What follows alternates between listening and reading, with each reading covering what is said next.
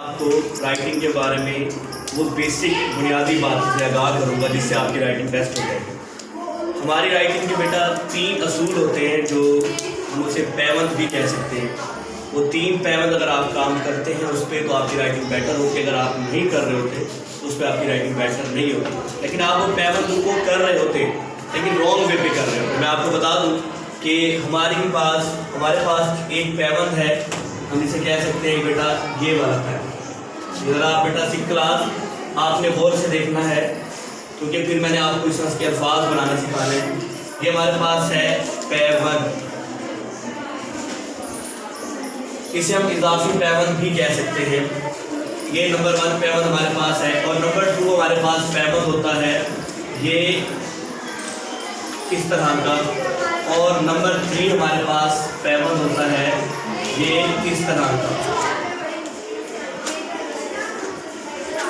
یہ جو پیوند ہے یہ الفاظ بناتے ہوئے الفاظوں کے مڈ میں آتا ہے، اور یہ والا جو پیوند ہے یہ بھی الفاظوں کے مڈ میں آتا ہے، اور یہ والا پیوند جو الفاظوں کے شروع میں آتا ہے یہ ہے ہمارے پاس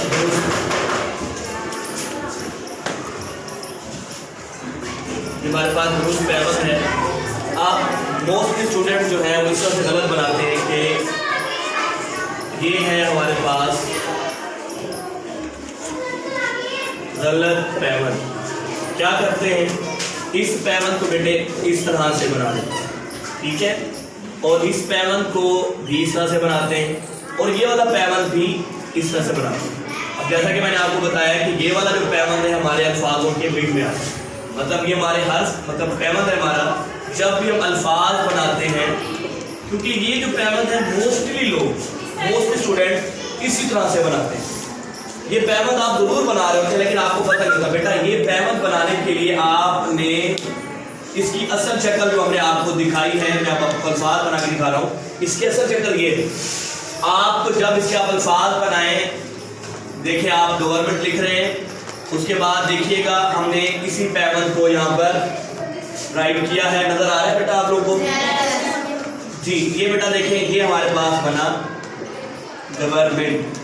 اب اسی طرح کے لاتعداد الفاظ ہیں، میں آپ کو ہائی لائٹ کرتا چلوں، جیسا کہ اہمیت ہو گیا، فوقیت ہو گیا، جنت ہو گیا، جس میں یہ پیوند آتا ہے۔ پھر آپ کو اپنے جب آپ لکھنے بیٹھیں گے، کیونکہ ڈیفینیٹلی آپ یہ پیوند بنا رہے ہوتے رانگ پیوند، جب آپ لکھنے بیٹھیں گے تو آپ کو پتہ چل جائے گا کہ سر کیسر نے ہمیں اس پیوند کے بارے میں بتایا ہے، تو پھر آپ اس پیوند کا صحیح سے استعمال کریں گے۔